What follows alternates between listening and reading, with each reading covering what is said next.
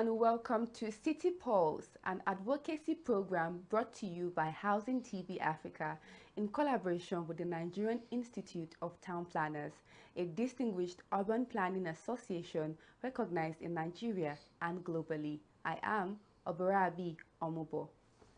Today we focus on a crucial issue that affects housing, economic growth and urban development, talking about the land administration in Nigeria, reforms, challenges and solutions.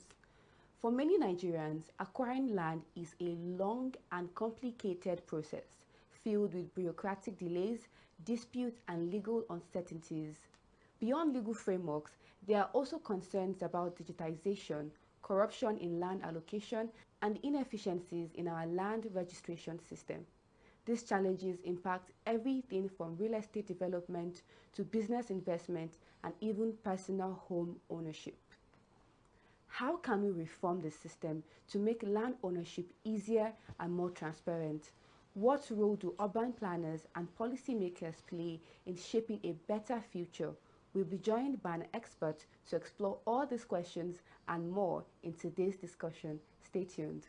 Visit Housing TV Africa on YouTube and click on the subscribe button. Subscribe to Housing TV Africa to stay updated on latest happenings in Nigeria's housing sector. Follow our social media pages, like and share our posts on Facebook, Housing TV Africa, on Twitter, Housing TV Africa, Instagram, Housing TV Africa. Join the conversation and keep up with latest housing updates.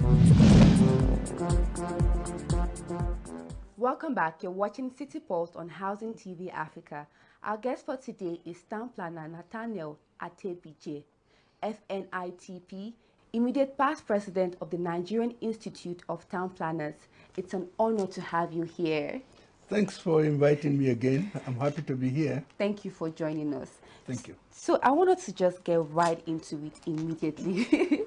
So I think we can start this conversation. We need to start this conversation with the Land Use Act of 1978. Okay. Because it's still in active till now. So I want to ask, how has this law influenced land ownership and administration over the years?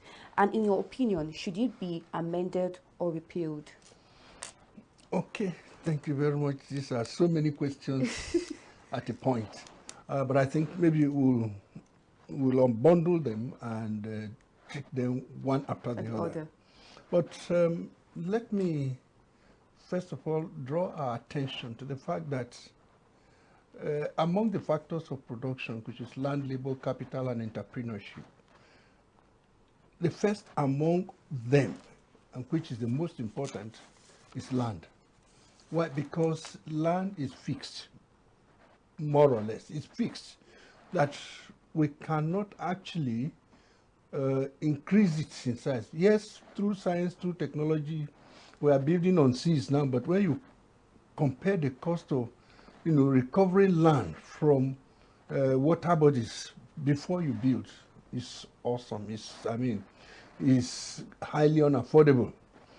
Therefore, the land we have, we need to manage it. And let me also say that, on the surface of the earth, on the totality of the earth, almost 70–75% of it is covered by waters and all areas that are not developable. So the solid part of land that we have, which is available to humanity for development, is about 25%. Now, out of this 25%, you have some places that are so high or so deep that you cannot develop. You have deserts that is not very easy to develop because of the climatic conditions. There are also some areas that are so cold that we cannot develop. So when you discount all those, the amount of land that you have on the surface of the earth that is good for active development could be about 10%, 15%. And every day, the population of humanity is increasing. Now we are talking about over 7 billion people living on the surface of the earth. And the population is not reducing. Therefore, we must manage. We need this land to build houses. We need to make food, cultivate agricultural purposes. and so many other things that we need to do with this land. So it is important for us to manage this land, and that is where physical planning comes in. Now, I'm just taking these things from the rudiments so that we know the reason why we had the land use decree.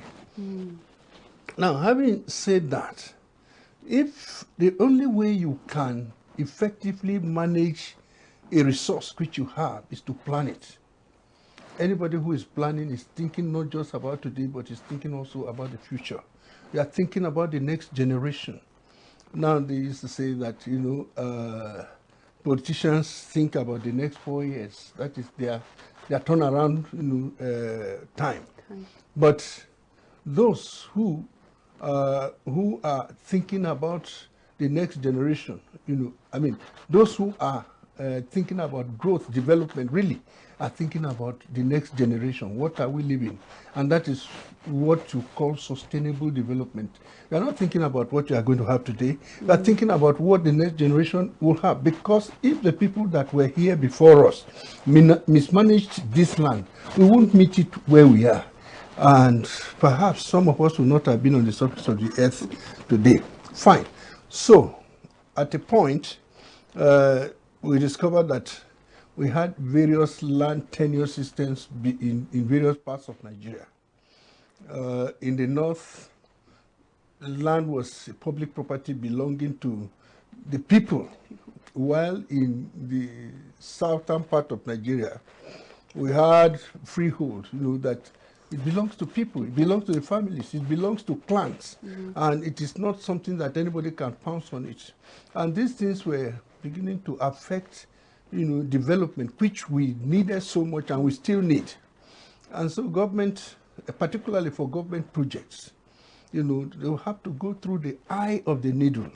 Or even, foreigners who might be interested in investing in Nigeria will have to go through the eye of the needle to be able to convince the local people, the owners of the land, to be able to get land. And so the government of the day in 1978, well, it was a military regime, decided that they should enact that decree, which we call the Land Use Decree. And that Land Use Decree principally was aimed at harmonizing land tenure systems, making access to land easier so that development can be facilitated. So that was the reason. But again, we'll touch on that one later. 1978 till now is getting close to about, it's over 40 years. Yeah. It's getting close to 50 years. And any law, the situations in 1978 are not the same as what we have today. Things have changed, technologies have changed, the tastes of people have changed, the economy has changed, and the population itself has changed.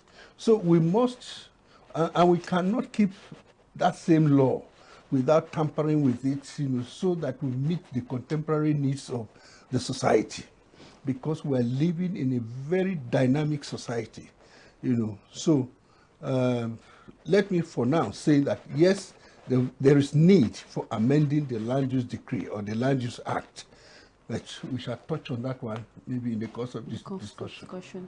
Okay, thank you so much for that. So I think I still needed to address the issue of how has it affected land ownership over the years since, because you mentioned that 50 years is a very long time, and so how has it affected land ownership from that time to this point? Yes, okay. It has in a way affected land ownership because in some places it has made it a little bit easier to have access to land, particularly when it is for public interest. When it is for public interest, it is easier now that the negotiation procedure is a little bit better. Not like before that, communities, clans, and individual families, have to drag government to a level. But if it is now for public interest, it is easy. It has been made easier to acquire.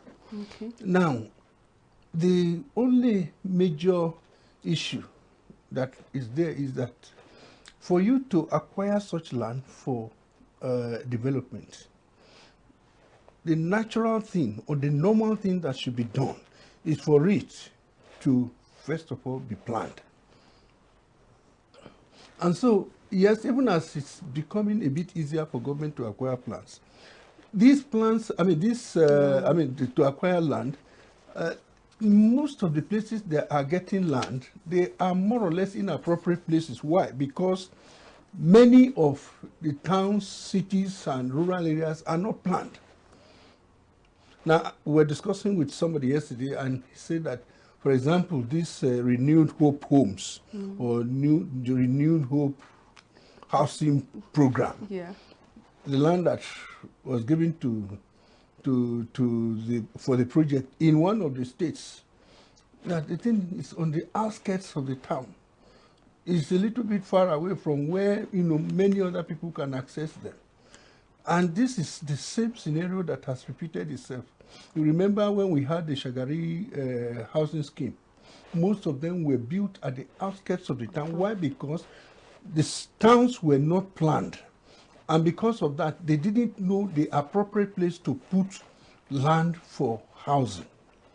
And so, while it has been made a bit better, easier to acquire land through this process, it is also still clumsy, and it doesn't give us the right results because these places are not planned.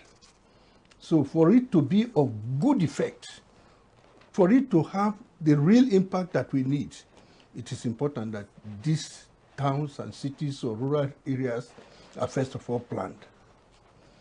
Thank you, sir. Thank you so much. So you looked at it from the area of public ownership, public land ownership. What about personal land ownership? Has it been made easier for people that want to acquire land? And the planning also, is it also, personal land ownership, is it also integrated in this planning problem for this issue? Yes, the Land Use Act covers every form of ownership. It covers every form of ownership. So it has more or less made it equitable. That is to say that everybody has access to it. Not like before that it was just in the hands of few people. Everybody now has access to it. Individuals can go, institutions can go, business people can go, and so on and so forth. Now, again, back to what I was saying, where it has become a little bit tough is because everything stops at the desk of the governor. That is the major challenge we have with the Act. Everything stops at the desk of the governor. But then if you look at the urban development policy of Nigeria, it has, the development policy of Nigeria, we have urban areas, we have rural areas. Now, when you look at the Nigerian Urban and Regional Planning Law, it distinguishes the urban areas from the rural areas. And that is to say that there is a marriage of two categories of settlements, the urban areas and the rural areas.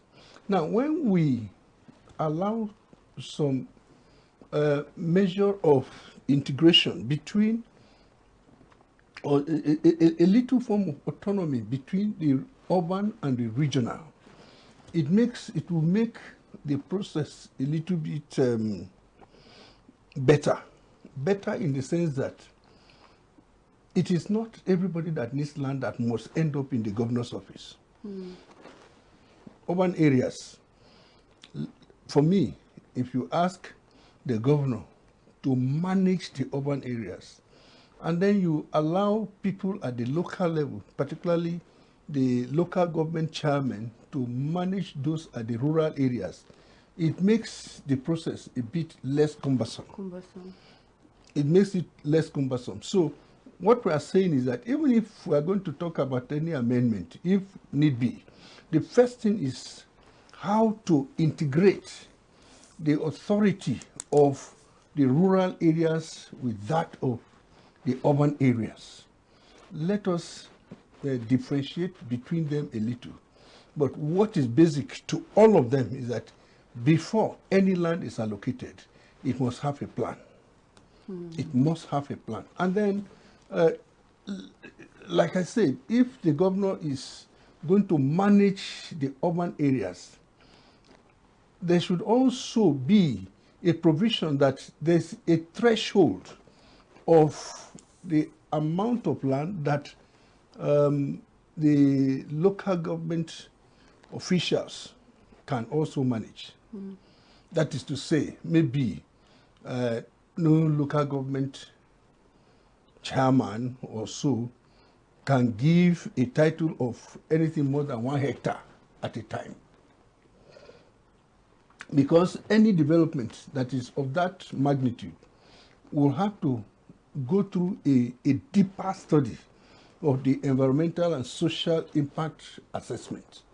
And it means that you need to involve greater experts in terms of development. So that even if it is a development in a rural area, we will not leave it completely for the local government chairman to handle, but beyond a threshold, I mean, we can determine that one as appropriate.